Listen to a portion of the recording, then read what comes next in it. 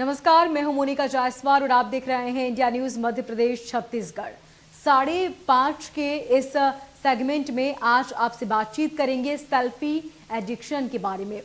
अगर कोई बार बार mobile phone से सेल्फी लेता है, उसे पोस्ट करता है, लाइक पाकर खुश हो जाता है, तो सतर्क हो जाए, वो मानसिक रोग की चपेट में है। इस बीमारी के लक्षण सैकड़ों साल पहले ग्रीस में खोजे गए रोग नाइजीरियम में मिले थे और मनोचिकित्सक भी इसे मेंटल डिसऑर्डर बता रहे हैं। उनके मुताबिक यदि कोई व्यक्ति 3 और उससे अधिक बार सेल्फी लेकर ऑनलाइन पोस्ट करता है तो वो इस बीमारी से ग्रस्त हो सकता है। इसके साथ ही अभी ट्रेन, कभी आग तो कभी पानी के सामने सेल्फी लेने की कोशिश में कई लोग अपनी जान तक गंवा चुके हैं। मनोचिकित्सकों की माने तो ये कहना है उनका कि सेल्फी एडिक्ट रोगी ठीक हो सकते हैं। रोगी को जैसे ही घर वाले अटेंशन देते हैं, प्यार देने लगते हैं, लक्षण ढूंढने पड़ने लग जाते हैं। ये भी देखा गया है कि अकेलापन महसूस करने वालों को सेल्फी एडिक्शन जल्दी हो जाता है। कुछ दिन पहले एक लड़का एम्स में भर्ती हुआ। उसने एक दिन में 200 सेल्फी ली थी। इलाज के बाद पता चला कि उस लड़के को अकेलेपन की वजह से ये लत लग गई है। आइए इस मुद्दे पर लोगों की क्या कुछ राय है वो जानेंगे। आपको बता दें कि सेल्फी को लेकर किस तरीके के सकते हैं। इस बदलते दौर में जैसे जैसे टेक्नोलॉजी आगे बढ़ रही है, हमारी निर्भरता उस पर बढ़ती जा रही है। और ये निर्भरता सिर्फ निर्भरता तक नहीं, कई बार ये एडिक्शन का रूप ले रही है। ऐसी ही एक एडिक्शन है सेल्फी एडिक्शन। नमस्कार, मैं हूं पूजा। और आइए इस मुद्दे पर लोगों की क्या कुछ राय है, जरा उसे भी सुनते हैं। सेल्फी आज के ज़माने का एक ऐसा मॉडर्न वर्ड है जो युवाओं के बीच में और काफ़ी सारे लोगों के बीच में खासा प्रसिद्ध है। सेल्फी का मतलब ये है कि ऐसे करके आपने अपना कैमरा पकड़ा, अपनी तरफ देखा और जो सेल्फी आपकी फ़ोटोग्राफ आई उसको क्लिक किया और वो सेल्फी आपने सोशल मीडिया प्लेटफॉर्म्स में पोस्ट कर दी। और इस तरह के जो पोस्ट हैं वो बहुत ज़्यादा युवा वर्ग जो है वो करता हुआ नज़र आता है। अपने फैमिली फ्रेंड से जब वो मिलते हैं, अपने फ्रेंड से जब वो मिलते हैं तो पलों को यादगार बनाने के लिए वो सेल्फ़ी लेते हैं। एक क्रेज़ सा है, लेकिन ये जो सेल्फ़ी है ये कहीं ना कहीं नुकसानदेह भी बनती जा रही है, क्योंकि सेल्फ़ी की लोगों को आदत सी पड़ गई है। लोग जो है लगातार, ख़ास तौर पे युवा वर्ग जो है वो सेल्फ़ी का इतना एडिक्ट हो चुका है कि दिन में 10 बार 12 बार वो सेल्फ़ी लेते हैं और सोशल मीडिया प्लेटफॉर्म्स पे जो है वो पोस्ट करते रहते हैं। मेरे साथ कुछ युवक जो हैं वो मौजूद हैं, इनसे जानते हैं कि जो सेल्फ़ी के साइड इफ़ेक्ट हैं उसके बारे में इनका क्या कहना है। इनके जो सुझाव हैं वो भी हम इनके ज़रिए जानेंगे। देखिए, सेल्फ़ी, आप एक लड़की हैं और लड़कियों में बहुत ज़्यादा क्रेज़ देखा जाता है सेल्फ़ी को लेके। आप भी दिन में क्या 10-12 बार सेल्फी लेती हैं? नहीं, नॉर्मली सेल्फीज लेती हूँ। लड़कियाँ और आजकल हो गया है कि बहुत ज़्यादा सेल्फीज लेने लगे हैं। अपन देखते हैं अनयूजुअली कहीं पे भी फंक्शंस में जा रहे हैं या कोई कहीं भी घूमने जा रहे हैं तो आजकल बहुत सेल्फ़ी का क्रेज़ हो गया है। बट ये है कि आजकल बहुत ज़्यादा ड्रॉबैक्स भी हैं सेल्फीज़ के। स्किन के ऊपर डैमेज हो रहे हैं, स्किन ख़राब हो रही है लोगों की, तो इसलिए नॉर्मली सेल्फीज़ ले, बहुत ज़्यादा उसको ना बढ़ाएं, साइको ना हो जाए। सबसे पहले तो सेल्फ़ी का आजकल बहुत साइड इफ़ेक्ट्स है और उसके कारण बहुत सारे ओसीडी ये सब पेशेंट्स भी होते जा रहे हैं, जिसके चक्कर में उनको स्किन अफेक्ट ये सब भी होता है। और साइंटिस्ट लोगों का कहना भी है कि ब्लू लाइट और इलेक्ट्रोमैग्नेटिक वेव्स के कारण स्किन पे बहुत डैमेज भी होता है, तो उसके कारण बहुत अपने स्किन तो डैमेज होता ही होता है। और एक ये तरह का पागलपन भी है कि उसके चक्कर में जैसे इंसान को ऐसा होता है कि दिन में 4-5 बार आपको सेल्फी लेना ही लेना है। सबसे पहले तो मैं मेंशन करना चाहूँगा, जैसे आज जो सेल्फी का टॉपिक है, सेल्फी आज जैसे हम ओसीडी की बात करते हैं, OCD is basically obsessive compulsive disorder, पर ये एक ऑब्सेसिव कंपल्सिव डिज़ायर हो चुकी लोगों की कि रेगुलर बेसिस पे हम जहाँ भी गए तो एंजॉयमेंट पे आदमी ध्यान नहीं देता, नई नई लोकेशंस में गए, लेकिन हर एक इंसान को आप देखेंगे सिर्फ कैमरा पकड़ के बिजी है। किसी का ये ध्यान नहीं है कि हम जिस जगह पे हैं उस जगह पे मौजूद रहें। सभी क्योंकि ड्रिवन हो गए हैं सेल्फीज़ लेने में, बाकी चीज़ों में। और लोगों में एक हो जाता है फोमो, जिसको कहते हैं फियर ऑफ मिसिंग आउट, कि आपस में अगर मेरा दोस्त कहीं गया, उसने इतनी सारी पिक्चर्स ली है, यार मैं नहीं जा पाया, कहीं मैं छूट तो नहीं रहा हूँ, मैं सोसाइटी से पीछे तो नहीं रह जा। तो एक इस इंटीमेसी गैप को फिल करने के लिए कहीं ना कहीं लोग ड्रिवन हो गए और उनको लगता है कि हम जहाँ भी जाएँ बस सेल्फी लेते जाएँ। तो मुझे तो लगता है कि लोगों को इस चीज़ पे कंट्रोल पाना चाहिए। एज़ सच देखा जाए तो एक अमेरिकन यूनिवर्सिटी द्वारा भी ये चीज़ बताई गई है कि ये एक तरह का डिसऑर्डर, मतलब उन्होंने कह दिया है कि एक तरह का डिसऑर्डर बनते जा रहा है। मैं सेल्फ़ी के एक हद तक साथ हूँ, लेकिन मैं उस हद तक साथ हूँ जब तक उसको आदत ना बनाया जाए और जब तक वो चीज़ हमारी पर्सनल लाइफ को नेगेटिव वे में इफ़ेक्ट ना करे। क्योंकि सेल्फ़ी का जो पर्पज़ है वो होना चाहिए मोमेंट को कैप्चर करना, जिसमें हम जो भी मोमेंट एंजॉय कर रहे हैं, जो भी हम एडवेंचर कर रहे हैं या हम अपनी फैमिली और फ्रेंड्स के साथ हैं, तो हम मोमेंट्स को कैप्चर करें। अगर हम उस चीज़ के लिए ऑब्सेसिव हो जा रहे हैं और सोशल मीडिया में, जैसा कि बाकी लोगों ने कहा कि फियर ऑफ मिसिंग आउट, अगर हम इस चीज़ों पे ज़्यादा फोकस करते हैं तो ये सोसाइटी के लिए और हमारी पर्सनल लाइफस्टाइल के लिए ये बुरी चीज़ है।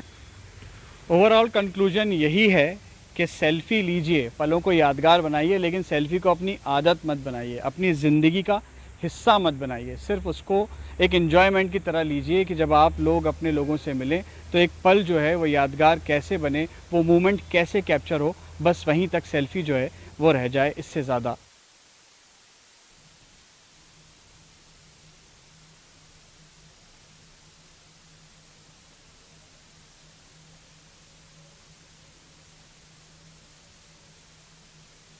और इस मुद्दे को लेकर खास बातचीत के लिए हमारे साथ जुड़े हैं मनोवैज्ञानिक डॉक्टर संजीव त्रिपाठी और वर्किंग युवती आयुषी हमारे साथ जुड़ी हैं। सबसे पहले डॉक्टर संजीव, आपके पास आना चाहूंगी और आपसे सवाल पूछना चाहूंगी कि जिस तरह का ये क्रेज लोगों के बीच बढ़ता जा रहा है, इसे क्रेज कहें या फिर पागलपन कहें, क्योंकि अक्सर ये देखने को मिला है कि लोग उस वक्त सेल्फी लेना और लोगों के बीच शो ऑफ करने की इतनी ज्यादा आदत हो चुकी है हमारी कि हम उस पल को एंजॉय करना भूल जाते हैं।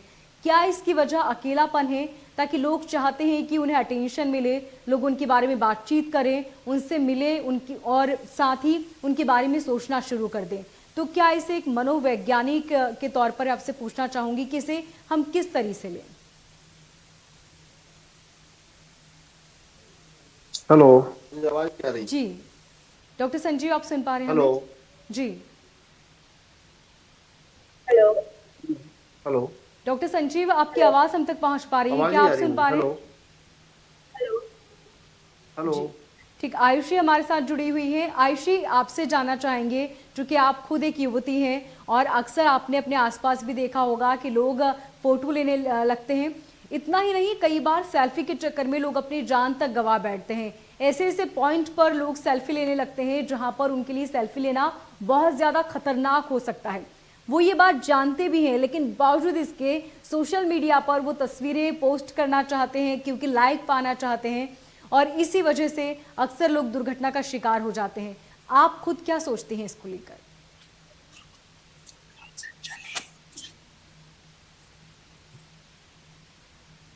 मुझे आवाज नहीं आ रही है। आयुषी, आप सुन पा रही हैं हमें? उतरूंगी। जी आयुषी, आप आवाज मिल रही है आपको? मुझे सुनाई दे, तुमने क्या ऑन किया है? चलिए, दोनों मेहमान हमारे साथ लगातार जुड़े हुए हैं। हालांकि तकनीकी खराबी के चलते उनकी आवाज़ हम तक नहीं पहुंच पा रही। लगातार संपर्क करने की कोशिश करेंगे। और ये जो तस्वीरें आप देख रहे हैं, हर कोई व्यक्ति चाहता है कि जब वो अपने परिवार के साथ हो, अपनों के साथ हो, तो उस पल को वो कैप्चर कर ले, ताकि आने वाले वक्त में हम उन पलों को, उन तस्वीरों को याद करके उन पलों को भी याद करें, उन पलों को जिए। लेकिन कई बार हम तस्वीरों के चक्कर में उस पल को जीना पूरी तरह भूल जाते हैं। यहाँ तक कि हमारा पूरा फोकस उस वक्त उन लोगों पर या उस जगह पर कम और कैमरे पर बहुत ज़्यादा होता है, और यही वजह है कि हम उन पलों को जीना भूल चुके हैं। इसी के साथ हम चाहते हैं कि हर वक्त कोई व्यक्ति हमारे बारे में सोचे, कोई व्यक्ति हमारे बारे में बातचीत करे। सोशल मीडिया पर हम जो फोटो शेयर कर रहे हैं, उस फोटो पर हमें लाइक मिले, शेयर मिले, और यही इच्छा, यही आशा की वजह से हम अपने फोटो लगातार शेयर करते रहते हैं, और हम खुद नहीं समझते कि कब ये आदत हमारी बीमारी बन जाती है। कहते हैं कि अगर आदत अच्छी हो तो वो हमारे आगे बढ़ने और तरक्की के रास्ते खोल देती है, लेकिन अगर आदत बुरी हो तो हमें बहुत बहुत पीछे ले जाती है। ऐसे में कई बार लोग इस आदत के चलते ही जान गंवा बैठते हैं, और वो ये भूल जाते हैं कि उनके पीछे उनका पूरा परिवार मौजूद है, जो उनकी कमी को जिंदगी भर नहीं भूल पाएगा और न ही उनकी कमी को भर पाएगा। ऐसे में हमें बहुत ज़रूरी है कि हमें अपनों के बारे में सोचना चाहिए। सेल्फी से बहुत ज़्यादा बेहतर होगा कि हम सेल्फ कॉन्फिडेंस बढ़ाएं और अपनों के बारे में सोचें। आपको बता दें कि सेल्फी लेना कोई बुरी बात नहीं, लेकिन अगर ये चीज़ बहुत ज़्यादा आदत में तब्दील हो जाती है तो फिर ये बहुत नुकसानदायक है।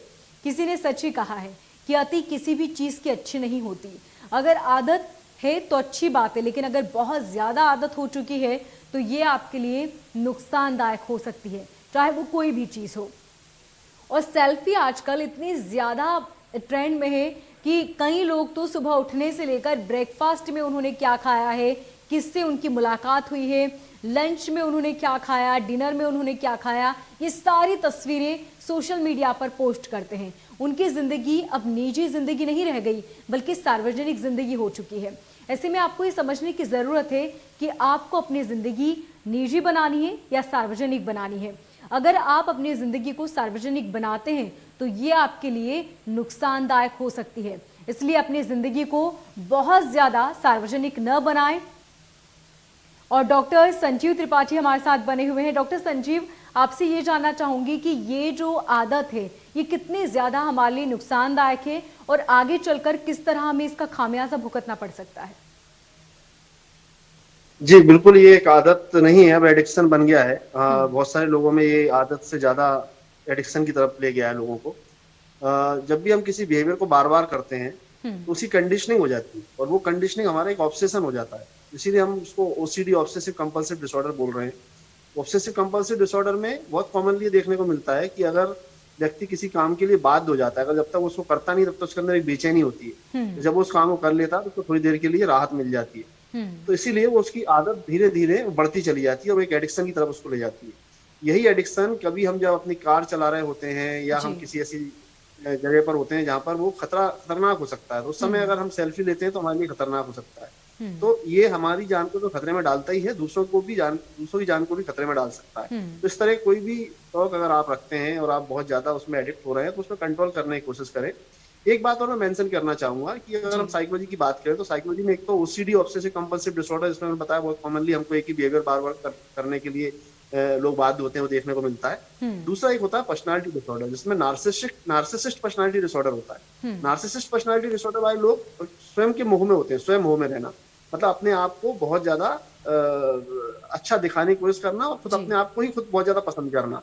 तो उस तरह के लोगों में, नार्सिसिस्ट पर्सनालिटी डिसऑर्डर के लोगों में भी ये बिहेवियर बहुत ज्यादा देखने को मिलता है। जो हमेशा अपने रूप रंग को लेकर, अपनी अपीयरेंस को लेकर बहुत ज्यादा कॉन्शियस होते हैं और वो उस तरह के पिक्चर्स लेना, फिर लोगों को दिखाना और फिर उनसे अपनी तारीफ पाना, ये उस तरह की हैबिट उनको बहुत ज्यादा देखने को हमको इस तरह की पर्सनालिटी डिसऑर्डर में देखने को मिलती है। तो दो चीजें, obsessive compulsive personality disorder, sorry obsessive compulsive disorder और नार्सिसिस्ट पर्सनालिटी डिसऑर्डर, ये दो तरह की मानसिक समस्याएं हैं जिसमें हमको ये बहुत ज्यादा देखने को मिलता है। तो डॉक्टर संजीव, इसी के साथ अक्सर ये देखने को मिला है कि वो लोग जो बहुत ज़्यादा अकेले रहते हैं, अकेलापन का शिकार हैं, वो नहीं चाहते अकेले रहना, इस वजह से इस तरह की आदत पड़ती है। दूसरा ये भी देखने को मिला है कि अक्सर लोग जब किसी भी समस्या को लेकर मानसिक तौर पर अगर वो परेशान है, किसी चीज़ को लेकर परेशान है, तो वो उस चीज़ के बारे में ज़्यादा न सोचें, अपना ध्यान भटकाने के लिए इस तरह की चीज़ें करते हैं। देखिए, ये मनोवैज्ञानिक रूप से अगर हम देखें तो कुछ लोगों में जब वो डिप्रेशन में होते हैं या एंजाइटी में होते हैं, तो जब वो खाली होते हैं तो उनको बहुत ज्यादा ऑब्सेसिव या हम कह सकते हैं नेगेटिव थॉट्स आते हैं। वो नेगेटिव थॉट्स उनको बहुत ज्यादा डिस्टर्ब करते हैं, तो वो अपने आप कहीं ना कहीं बिजी रखना चाहते हैं। तो ऐसी कंडीशन में अगर उनको कुछ और करने को नहीं होता है तो अपने मोबाइल पे बहुत ज्यादा बिजी होते हैं, या सीरीज में देखने में बहुत बिजी होते हैं, या वीडियो गेम खेलने में बहुत ज्यादा बिजी होते हैं। उसी तरह से ऐसे लोगों में बहुत ज्यादा सेल्फी की हैबिट भी देखने को मिलेगी। तो ये डेफिनेटली उनका एक कंफर्ट जोन होता है और एक तरह का हम कह सकते हैं उनका एक डिफेंस मैकेनिज्म है, या अपने को किसी ऐसी कोई अगर आपको अच्छा फील नहीं कर रहा है तो हम कुछ ऐसी चीजें कोपिंग मैकेनिज्म डेवलप कर लेते हैं जिससे हम अपने को उस स्थिति से बाहर ला सके या थोड़ी देर के लिए अपने को अच्छा फील करा सके। तो लोगों का एक तरह का पॉजिटिव कोपिंग मैकेनिज्म ना होकर अब ये नेगेटिव कोपिंग मैकेनिज्म बन गया है। तो ये एक तरह का नेगेटिव कोपिंग मैकेनिज्म भी है और ये हैबिट की तरह धीरे डेवलप होता चला जाता है। ठीक, आयुषी हमारे साथ जुड़ी हैं जो कि वर्किंग युवती हैं। आयुषी, आपसे जानना चाहेंगे, चूंकि आप खुद एक युवती हैं और आप देखती होंगी अपने आसपास भी इस तरह की चीज़ें, आपको क्या लगता है इसके पीछे की क्या वजह हो सकती है और कैसे इस पर काबू पाया जा सकता है? काबू तो आजकल ऐसा कोई नहीं करता है, बट ये एक जैसे डॉक्टर संजीव त्रिपाठी जी ने बताया, ये एक ओसीडी पेशेंट होता जा रहा है इसका शिकार। तो जो लोग होते हैं वो ड्रिंक्स से मतलब उन लोग को एक ऐसा फोबिया टाइप का हो जाता है कि फोटोज लेना ही लेना है, दिन में 4-5 बार लेना ही लेना है। उसके बाद उनको ये भी हो जाता है कि अपलोड करना है, कहीं की कमेंट्स देखना है, ये देखना है। तो इससे बस यही हो सकता है कि थोड़ा कम करें, एकदम उसकी लत ना लगाए, एकदम साइकोपना ना दिखाएं। और हमारे साथ मॉडल प्रांजल भी जुड़ी हुई है। प्रांजल, आप खुद को अनम्यूट कर लीजिए ताकि आपकी आवाज हम तक पहुंच पाए। चलिए, प्रांजल जी से हमारा संपर्क नहीं हो पा रहा है। आयुषी, ये भी जानना चाहेंगे आपसे कि ऐसे में हमें बच्चों को और उनके माता पिता को क्या कुछ कदम उठाने चाहिए ताकि बच्चों की जो ये आदत है ये छूट पाए।